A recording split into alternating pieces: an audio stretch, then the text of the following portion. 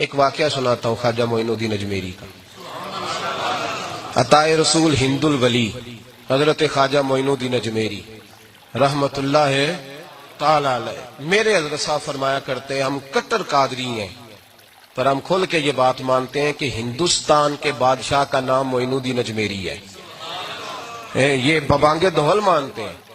بہرحال ہند الولی حضرت خواجہ اجمیری ہیں. خواجہ اجمیری جب نئے نئے آئے نا یہاں اجمیر شریف میں، آپ نے خیمہ لگایا تھا، کپڑے کا خیمہ لگا کے اس میں رہتے تھے. تو ایک نوجوان تھا، وہ باہر رہتا تھا اجمیر سے، تو وہ آیا کچھ دنوں کے لیے،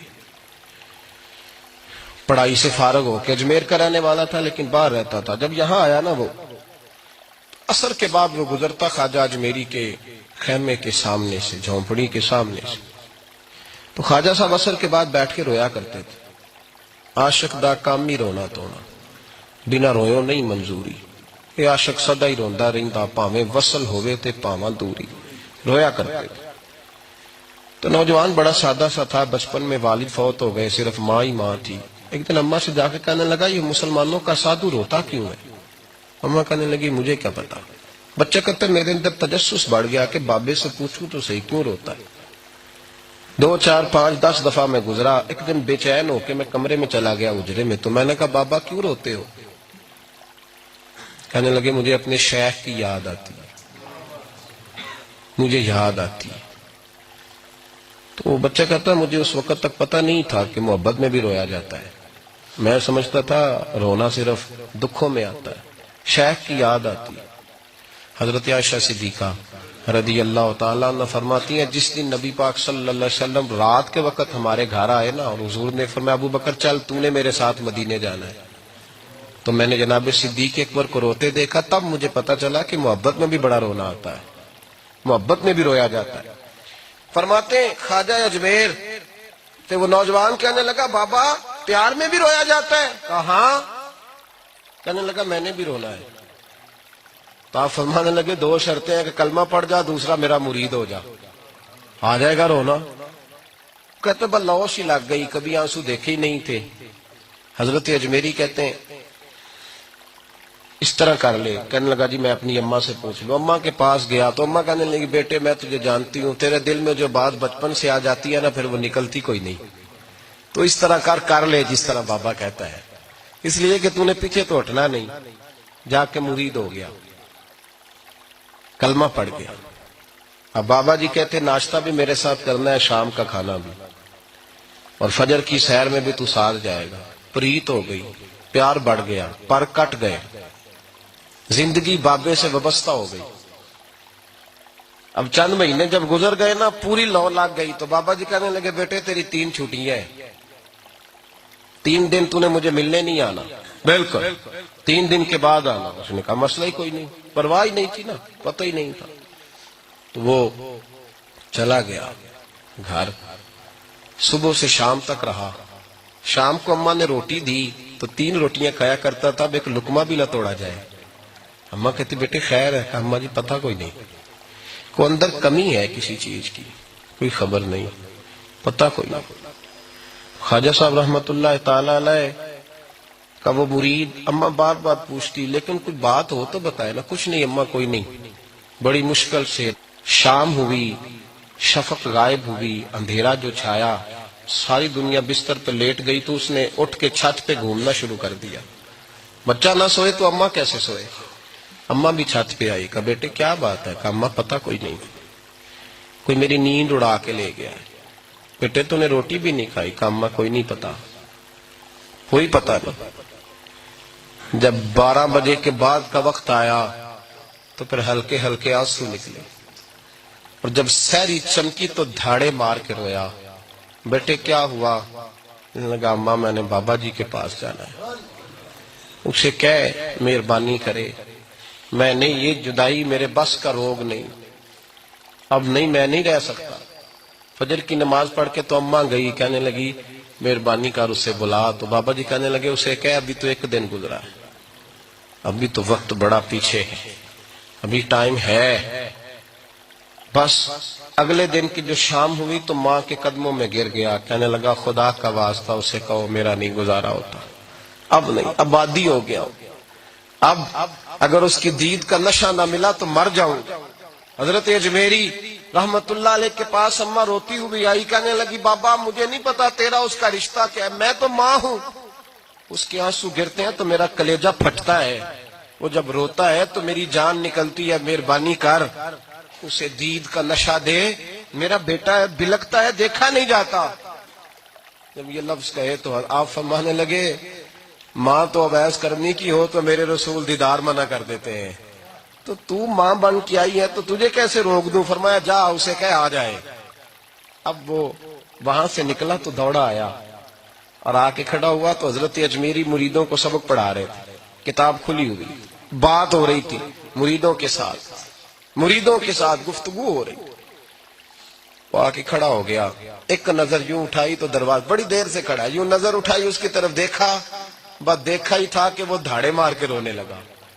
تو حضرت اجمیری نے مسکرا کے ایک جملہ کہا، فرمایا پتہ چل گیا محبت میں بھی رونا آیا کرتا ہے، پتہ چل کے دوڑ کے قدموں میں آیا۔ اور پھر لوگ کہتے ہیں جب وہ آیا نا تو آنسو حضرت اجمیری کے بھی نکل گئے، رو پڑے، آہیں نکلی۔ فرمانے لگے بیلیا رات سویا نہیں نا؟ کہا حضور نہیں۔ فرمایا میں بھی نہیں سویا، تو اگر بیدار تھا تو کل شام روٹی نہیں نہ کھائی؟ حضور نہیں کھائی۔ فرمایا میں نے بھی کوئی نہیں کھائی۔ یہ محبت دو طرفہ ہوتی ہے، یک طرفہ تھوڑی ہوتی ہے، اگر تو نے نہیں کھائی تو میں نے کب کھائی؟ میرے بھائی ہمارے مشائخ نے محبت کی زنجیروں میں باندھا مریدوں، تو بند گئے، گزارے ہی نہیں ہوتے تھے۔ قطب الاقطاب حضرت خواجہ قطب الدین بختیار کاکی رحمت اللہ علیہ فرماتے میں حضرت خواجہ معین الدین چشتی رحمت اللہ علیہ کی خانقاہ میں بیٹھا تھا، اچانک ایک تاجر، ایک دنیا دار شخص آیا۔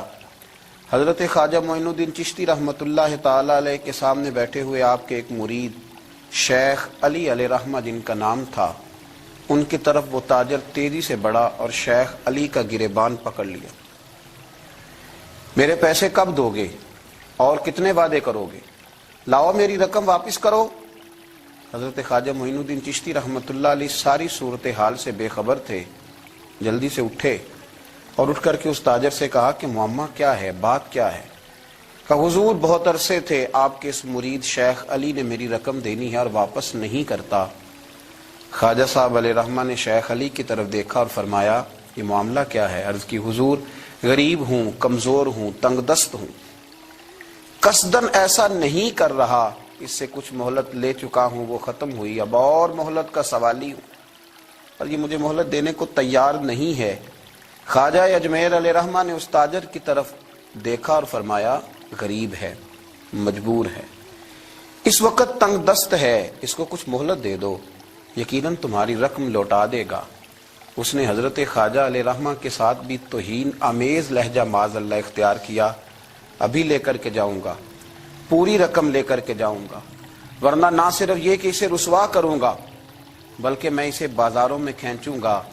خواجہ قطب علیہ رحمہ فرماتے ہیں جتنے لوگ وہاں بیٹھے تھے ان سب کی طرف جب شیخ علی دیکھتے تو کمزور پڑتے، روتے، میرے پیر بھائیوں کے بیچ آ کر سرعام اتنے لوگوں میں میری اتنی رسوائی کر ڈالی۔ خواجہ اجمیر نے اپنی اس مرید کی آنکھوں میں جب آنسو دیکھے تو بڑا ہی دل نرم ہوا، اس کو کہا کچھ مہلت دے دے، اس نے کہا نہیں نہیں مجھے تو ابھی اپنی رقم چاہیے۔ خواجہ صاحب رحمت اللہ علیہ نے زمین پر چادر بچھائی، چند سکے جیب سے کیا نکالے تھے کہ اللہ تبارک و تعالیٰ نے بھرے خزانوں سے دولت عطا فرما دی، یہ ہے تمہاری رقم، اٹھاؤ اور لے جاؤ۔ تمہیں فقیروں کو اس طرح رسوا نہیں کرنا چاہیے تھا، تمہیں خانقاہوں میں بیٹھے ان سادہ اور کمزور لوگوں کے ساتھ یہ رویہ روا نہ رکھنا چاہیے تھا۔ یہ کہا اس شخص نے پیسے اٹھانے شروع کیے اور اٹھاتے اٹھاتے نا جب اس کی نظر زیادہ مال پہ پڑی تو کچھ زیادہ پیسے بھی اٹھا لیے، ذرا نظر بچا کے دیکھتا کہ خواجہ صاحب دیکھ تو نہیں رہے، کچھ زیادہ رقم ہتھیائی اور وہ چلتا بنا۔ حضرت خواجہ علیہ رحمہ نے شیخ علی کو تھپکی دی، فرمایا اللہ نے تمہاری عزت رکھی، پر ایک بات میری یاد رکھنا، جب بھی بھروسہ کرنے کو دل ہوا جب بھی کسی طرف سہارا ڈھونڈنے کا دل ہوا تو یا خدا کی طرف دیکھنا یا محمد مصطفیٰ کی طرف دیکھنا صلی اللہ علیہ وسلم۔ یہ کیا درویشوں کا کیا کام کہ وہ دنیا داروں سے پیسے لے اور دنیا داروں کے ساتھ معاملات کرے، تمہاری یہ روش اچھی نہیں، لیکن اللہ نے تمہارا وقار رکھا۔ خواجہ قطب کہتے ہیں وہ بات تو ختم ہو گئی، لیکن شیخ علی کے چہرے پر کئی دنوں تک افسردگی رہی۔ وہ ان سب لوگوں کو پلٹ پلٹ کے دیکھتے جن کے سامنے آ کے اس نے گریبان پکڑا تھا تو بیچاروں کی طبیعت بگڑتی، دل پہ افسوس ہوتا، اس کو ایسا نہ کرنا چاہیے تھا، میری غریبی کا یوں مذاق نہ اڑاتا۔ کہتے ہیں چند ہفتے گزرے تو اس تاجر کو ہم نے دوبارہ خواجہ صاحب کی خانقاہ میں داخل ہوتے دیکھا، لیکن اب کہ وہ بڑا ہی پریشان آیا، اب کہ وہ بڑا ہی افسردہ آیا، اب کہ وہ آیا تو ہانپتا کامتا تڑپتا آیا، چادر بڑی ساری اوڑھ رکھی ہے، آتے ہی حضرت خواجہ کی خدمت میں بیٹھا، تڑپ کے رونے لگا، کہنے لگا اجمیر کے بادشاہ بھول گیا تھا، معافی ہو سکتی ہے، غلطی ہو گئی تھی، درگزر کا سوالی بن کے آیا ہوں۔ عطائے رسول ہند الولی غریب نواز رحمت اللہ تعالی علیہ فرمانے لگے پہیلیاں نہ بجھا، جو بات ہے اس کو کھول کر کے بیان کر، فقیر تیری ہر بات سننے کو اور درگزر کرنے کو تیار ہے۔ اس نے اپنا ہاتھ چادر کی اوٹ سے نکالا تو کہنے لگا حضور خشک ہو گیا، اٹھتا ہی نہیں، حضور تکلیف میں ہوں، آزمائش میں ہوں۔ ہوا دراصل یہ تھا کہ میں نے نا وہ میں نے سکے اٹھاتے اٹھاتے نا آپ سے نظر بچا کے کچھ زیادہ اٹھا لیے تھے، تو آپ کی ناجائز دولت، میں نے آپ کی دولت کو ناجائز حاصل کر لیا تھا، تو حضور اس سبب سے میرا ہاتھ چھل ہو گیا، مجھے اتنے لینے چاہیے تھے جتنے میرے بنتے تھے، میں نے ناجائز پیسے لے لیے۔